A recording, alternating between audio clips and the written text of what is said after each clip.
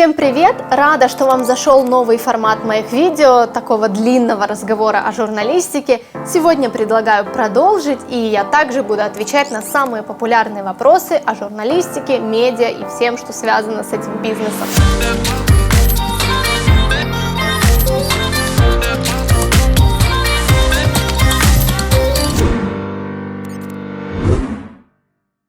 И первый вопрос, на который я хотела бы ответить, это важна ли внешность для ведущей и ведущего.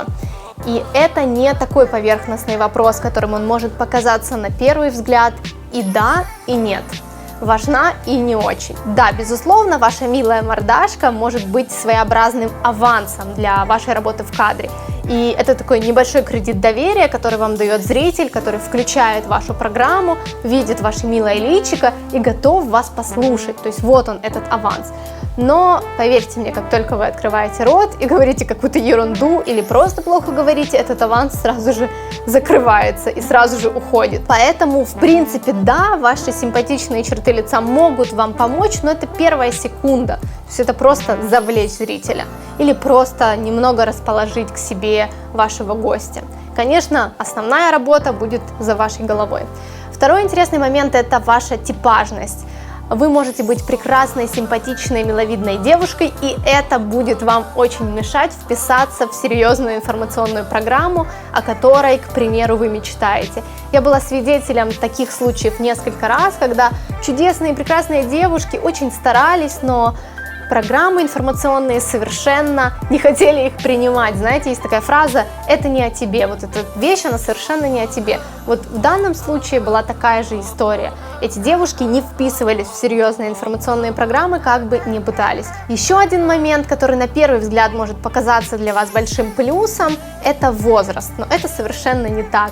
Это моя персональная боль, и это история, которую я буду рассказывать постоянно. Когда ты блондинка с большими белыми локонами в красном платье, тебе очень сложно добиваться внимания и уважения своего спикера и своего гостя. Тебе приходится его выбивать, в отличие от твоего соведущего, который там взрослый мужчина в красивом костюме.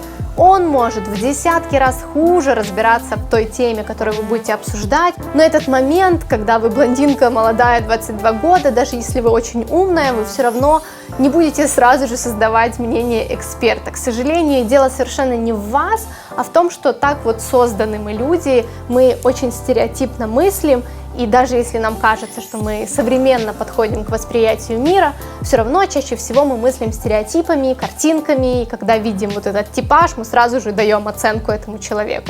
Следующий момент – это комплексы по поводу внешности. Если вам кажется, что вы не симпатичны, не симпатичная, и кадр – это точно не ваше, я вам очень советую задуматься, возможно, вы ошибаетесь. Ребята, я видела много красивых людей, которые, когда открывают рот, реально становится скучно, их неинтересно слушать.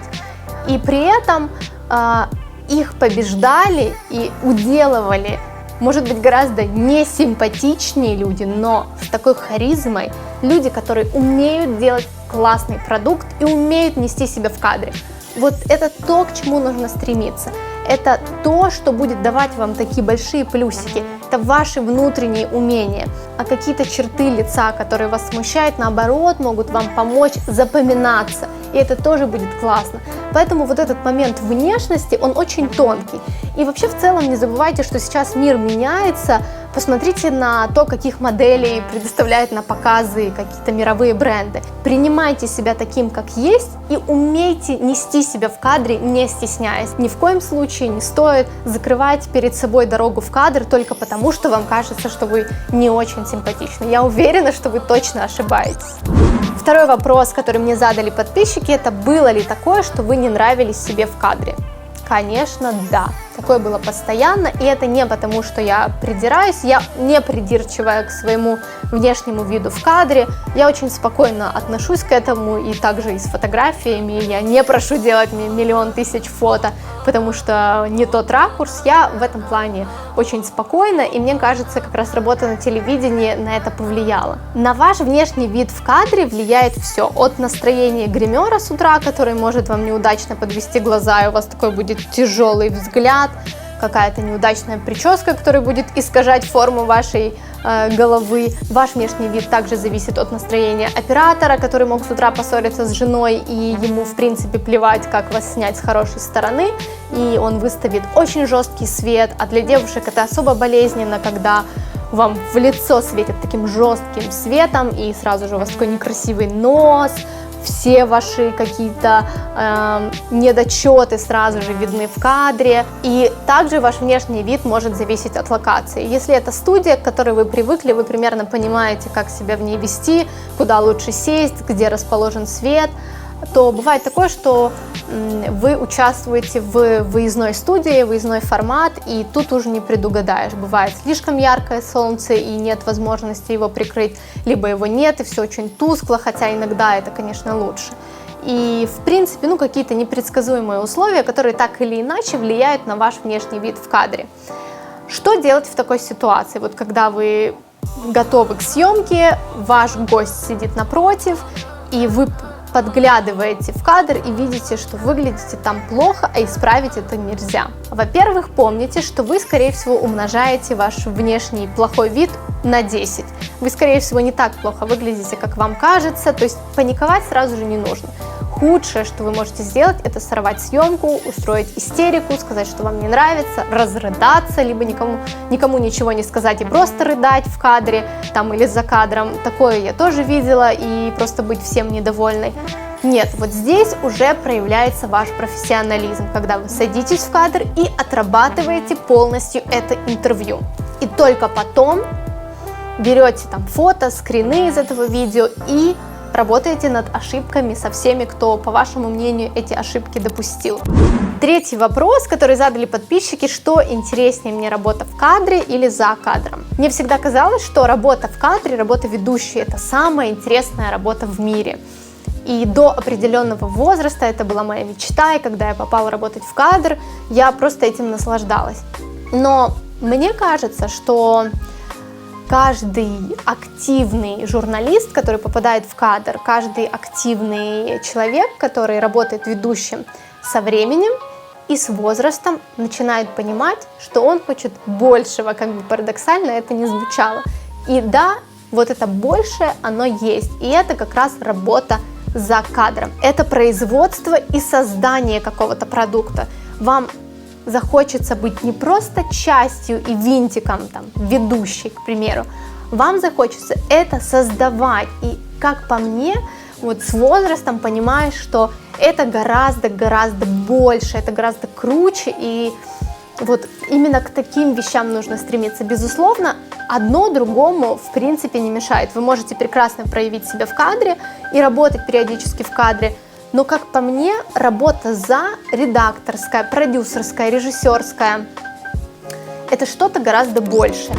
Еще один вопрос, на который я бы, наверное, не обратила внимания, если бы его не задавали так часто. Это нужно ли портфолио журналисту, ведущему? Я думаю, что если вы так часто спрашиваете об этом, то я отвечу и объясню. Да, безусловно, портфолио должно быть, и вам нужно его собирать не в тот момент, когда вы хотите куда-то устроиться, а желательно собирать его постоянно. И когда я пришла работать на свой первый телеканал, у нас был такой учитель наш, очень взрослый, ему было ближе к 70, с огромным опытом работы в журналистике. И нам он, конечно, казался не очень современным, но на тот момент он дал дельный совет, которому я, конечно же, не последовала, но вам советую очень. Он нас собирал в такую небольшую группу и говорил обязательно завести блокноты, в которых мы будем записывать все свои работы, абсолютно, все свои сюжеты, все свои эфиры, тематика и дата. Ну, на тот момент, когда я только начинала, мне показалось это абсолютной глупостью, поскольку я думала, что я не забуду ни об одном своем материале. Ну как это? Это же так интересно. Ну как я смогу забыть хоть о чем-то? Я все буду помнить. Но когда количество ваших материалов переходит за сотни, а может быть и тысячи, вы, конечно же, начинаете забывать, что вы снимали 3 года назад, в январе, к примеру. И когда придет время отдавать это портфолио, резюме, называйте это как хотите, вы будете судорожно искать где-то на ютубчике, где же было это интересное видео, ваш сюжет или где-то на сайтах ваших телеканалов.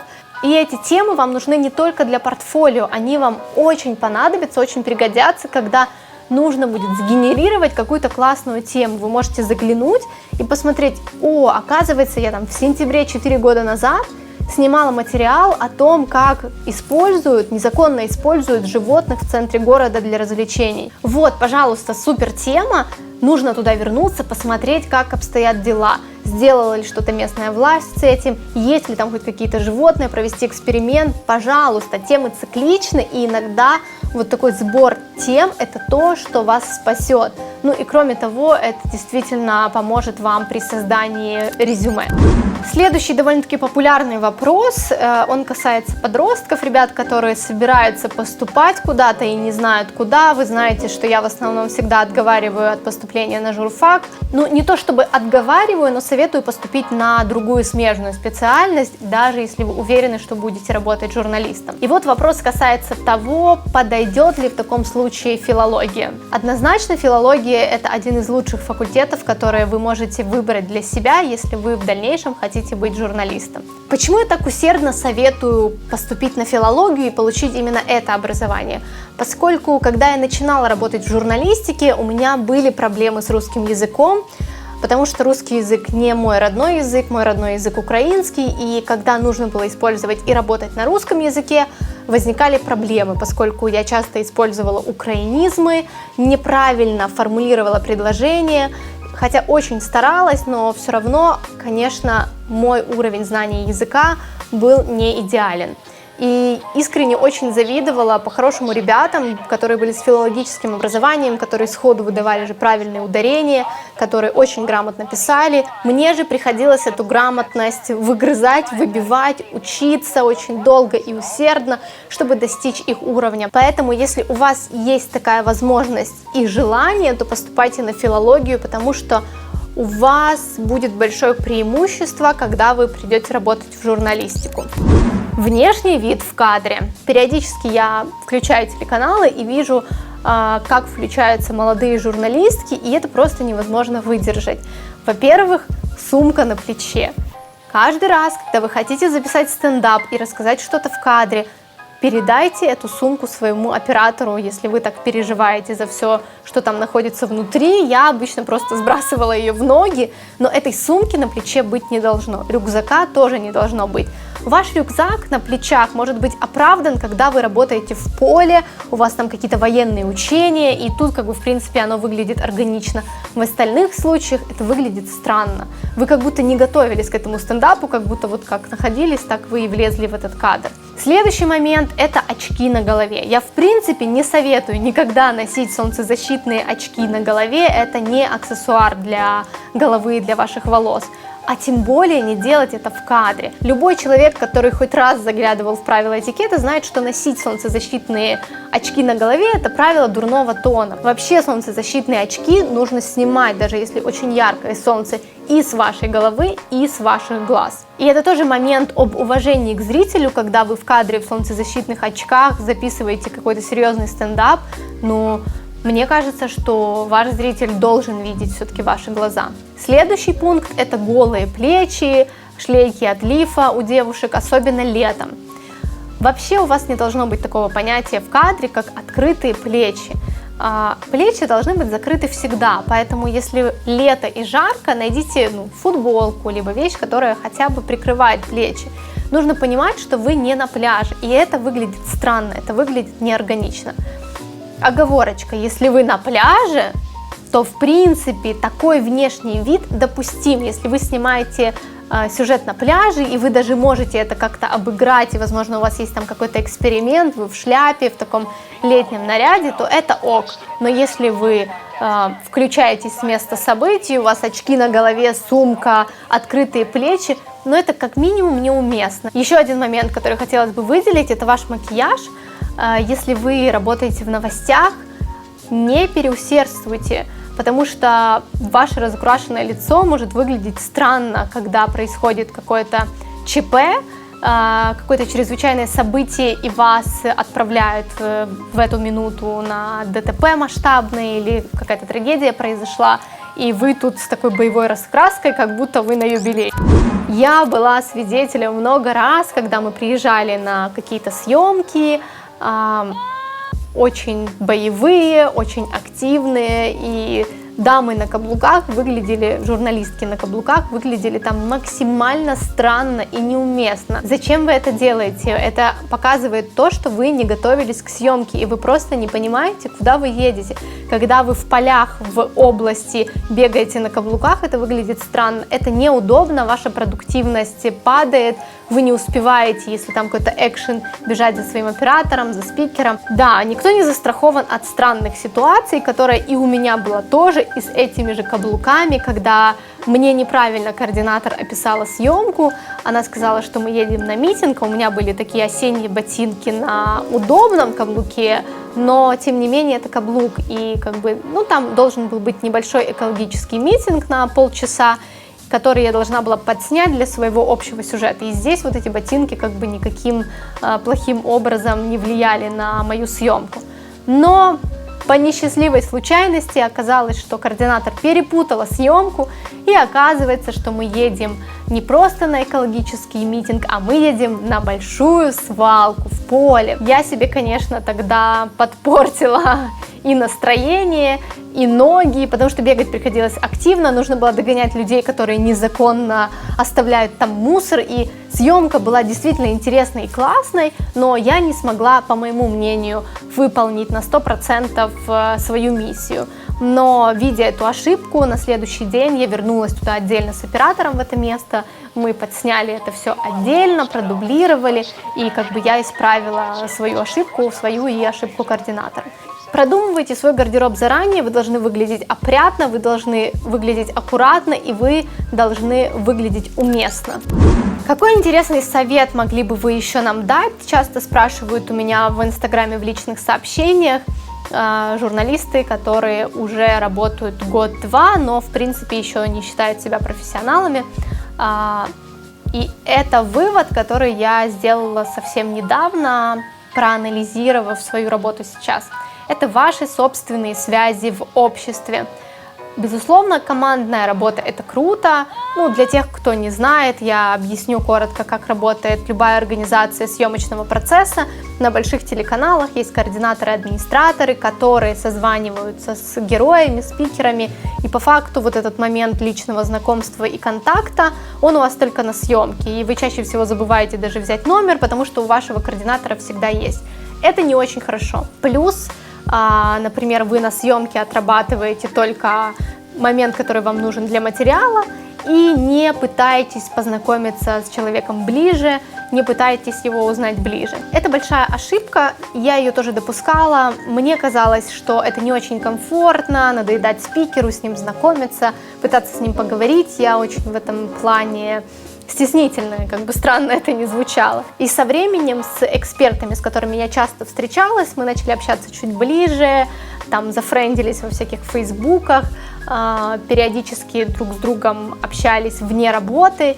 И я вам хочу сказать, что вот этот круг общения, который вы собираете вокруг себя, очень поможет вам в дальнейшем. И это в своем роде тоже показатель вашего профессионализма, когда вне зависимости от ресурса, в котором вы работаете, у вас есть личные крутые связи, которые позволяют вам найти, достать какой-то эксклюзив или быструю информацию быстрее, чем остальные, потому что, к примеру, вы в хороших отношениях с пресс-службой, не знаю, мэра, и вы можете в одном сообщении быстро попросить там: подтверди, пожалуйста, информацию, и все, и она у вас есть.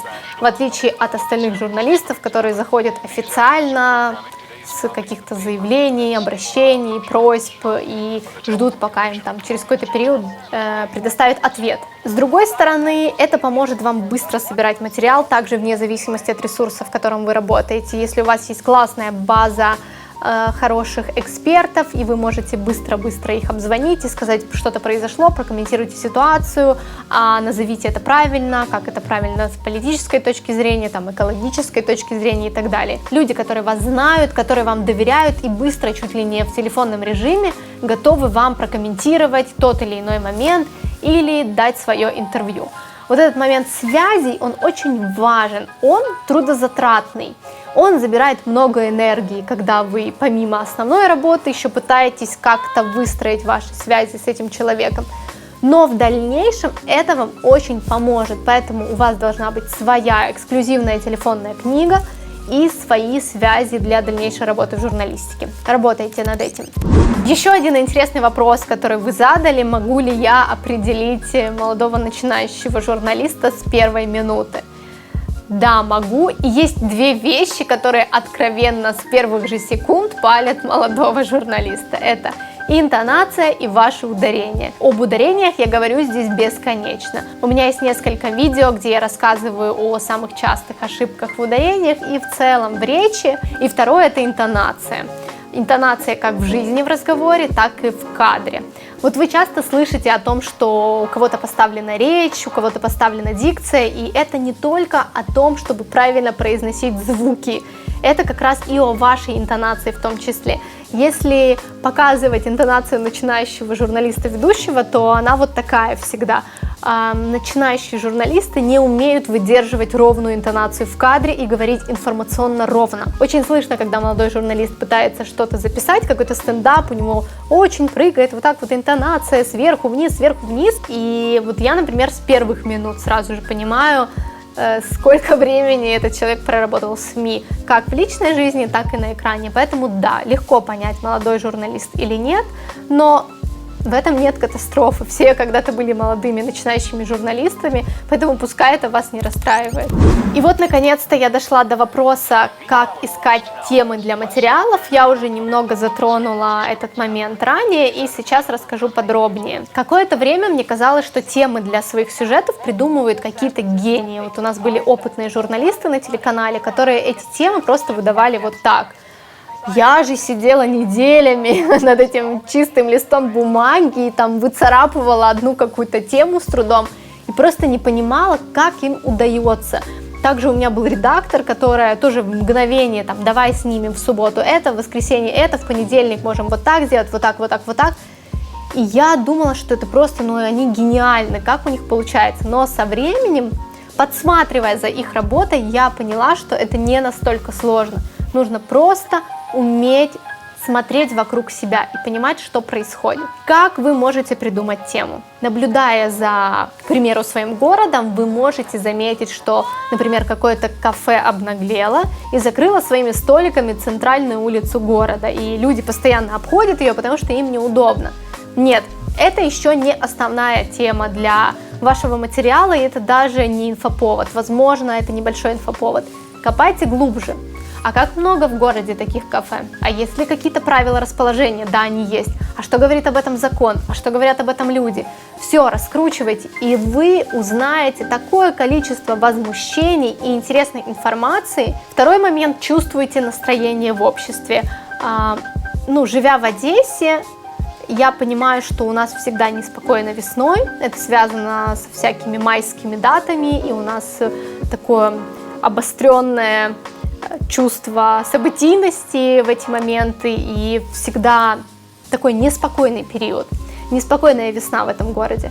И, например, в целом в Украине начинается политический сезон осенью, и это тоже очень ощущается. Вот вы должны понимать обстановку в своем городе, в своей стране, чтобы вам легко было придумать какую-то тему. Следите за датами. Во-первых, понимая, какие даты, праздники или годовщины какие-то приближаются, вы уже можете спланировать какой-то свой материал. Но не просто там годовщина какой-то трагедии, а сделать это через крутого героя. Вот вам уже еще один момент. Есть какие-то прекрасные даты, которые вы тоже можете обыграть. Следите за датами, Кроме того, следите за своими прошлыми материалами. Я вообще считаю, что журналисты должны вести свои темы, должны вести их постоянно на протяжении всей своей жизни. Если год назад вы снимали, как сгорел какой-то лагерь, и не дай бог там кто-то пострадал, узнайте, что сделано спустя год. Что конкретно происходит с этим лагерем, что конкретно происходит в вашем городе с пожарной безопасностью. Проведите вот эту годовщину таким образом. Следите за темами, которые вы делаете, за датами и за обстановкой. Это поможет вам создавать темы. Ну и последний, самый простой момент – это социальные сети. Мне кажется, что сейчас 50% новостей построены на каких-то ярких постах из социальных сетей. Кто-то рассказал о том, как он объехал весь мир, все, этого человека уже пытаются достать, найти его контакты, чтобы снять о нем материал. Журналисты уже это раскручивают и пытаются делать из этого материал. В этом нет ничего постыдного, это нормально, используйте социальные сети так же, как источник вдохновения. Следующий совет, который я хочу дать всем, кто пытается делать свои материалы интересными, обращать внимание на детали. Детали – это то, что создает ваш стиль, ваш почерк как журналиста, и это то, что создает атмосферу вашему материалу. Неважно, это печатный материал, это сюжет на телеканале, но детали – это то, на что вы должны обращать внимание. Если вы рассказываете о каком-то необычном митинге, пытаетесь показать, что участники этого митинга хотели преподнести его как интеллигентный. Вот недавно такое произошло в Одессе, когда митинговали за директора художественного музея, очень крутого директора художественного музея. Первое, что прозвучало со сцены, это просьба не мусорить и оставить площадку, где проходил протест, такой же чистой. И мне показалось это очень милым, и мне показалось, что обычно первое, что произносится со сцены, там «Всем привет, мы тут всех сделаем, мы должны всем показать».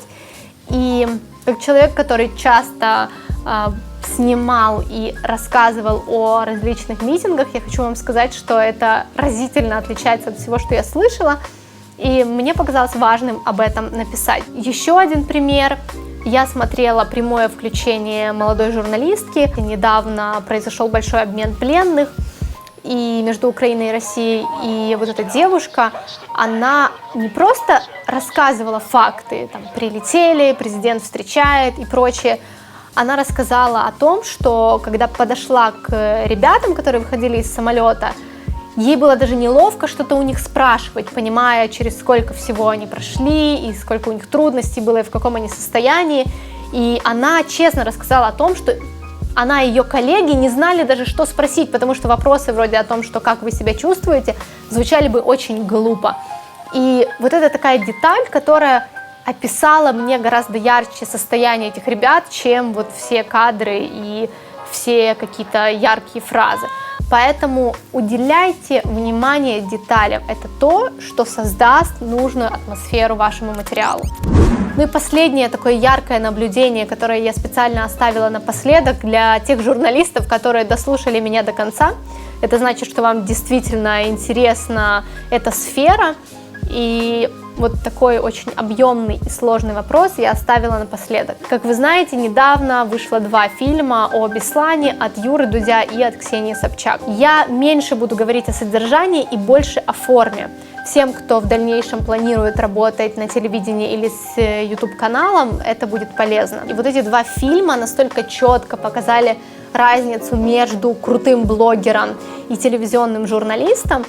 И я говорю о том, когда в фильме много пафоса, много красивых заставок, много перебивок, большие титры. У Ксении отдельно заставка ее канала, отдельно заставка этой программы.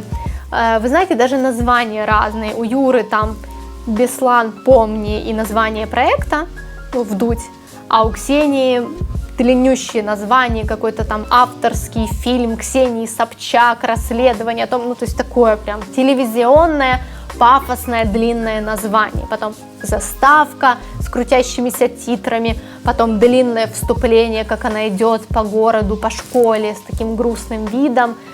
Что у Юрия? У Юрия короткий, крутой, лаконичный, чистенький стендап, и по съемке я имею в виду тоже, о том, о чем этот фильм, для чего этот фильм и какая главная цель. И разница в оформлении очень бросается в глаза. У Юрия часто вспоминается команда. Мы с командой, пока мы снимали, я и команда, мы ездили. У Ксении фильм имени ее. Она имеет на это право, но мне ближе все-таки формат Юрия Дудя. И очень видна разница в том, насколько простой, аккуратный, сдержанный подход у Юрия к оформлению, к монтажу, к съемке, и насколько много вот этих телевизионных штучек, телевизионного пафоса у Ксении, которые в итоге не принесли никакого смысла и только раздражение. Второй пункт, который я отдельно выделила и хочу настоятельно и очень громко о нем поговорить, это нагнетание. Запомните раз и навсегда. Журналист не имеет права нагнетать атмосферу. Если вы рассказываете о трагедии, вашего страдальческого лица и слезы в кадре быть не должно.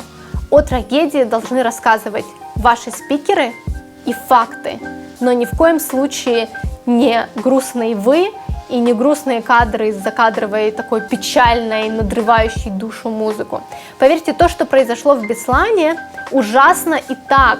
Поэтому это рана для многих и так, поэтому еще раз надрывать эту рану не нужно. И мне кажется, что Юрий сделал безупречную, крутую работу, не рассказывая подробности о том, как там кого убивали, а рассказывая о том, почему это произошло, что происходит с этими людьми сейчас, какая у них помощь. Это большой, крутой анализ трагедии спустя 15 лет. Это то, что нужно делать. Не еще раз по 15-му кругу вспоминать, насколько это было плохо, а проводить анализ. Это то, чего ждут от вас зрители. И у Юрия было просто по минимуму вот этих страшилок и по максимуму смысла. У Ксении много страшилок, много нагнетания, такая затемненная картинка, грустная музыка, страшные, жуткие фотографии и мало анализа и смысла. Я очень советую тем, кто не смотрел, посмотреть эти два фильма и сделать собственные выводы. О содержании я сказала мало, потому что о содержании этих двух фильмов можно говорить долго, бесконечно, и о разнице в содержаниях. Но это уже, мне кажется, каждый должен вот эти выводы сделать самостоятельно. Я лишь вам на примере этих двух фильмов хочу напомнить, что вы, как журналист, не имеете права никогда нагнетать ситуацию. После просмотра вашего видео, даже о трагедии, человек не должен выключить и захотеть застрелиться. Он должен проанализировать, сделать выводы и понять, что не так с этой ситуацией, что не так со страной, в которой он живет, с властью, сделать какие-то выводы насчет своего дальнейшего поведения, отношения и так далее, и так далее. Но хотеть жить при этом. Ну и напоследок хочу сказать такую фразу, что у вас, как у журналистов, очень крутая миссия в жизни. Вы несете в этот мир много разной информации. Вы ее пропускаете через себя, и через ваши глаза зритель будет видеть ту или иную информацию, то или иное событие. Через ваши детали, через ваши эмоции, через ваши взгляды. Я надеюсь, что вам было интересно меня слушать, поэтому призываю вас оставлять свои вопросы в комментариях, либо у меня в Инстаграме. Подписывайтесь, кстати, на мой Инстаграм. Хочу сказать, что у меня очень-очень крутые подписчики, потому что те сообщения, которые я от вас получаю, и то количество приятных слов, они меня очень мотивируют. Спасибо вам большое, удачи!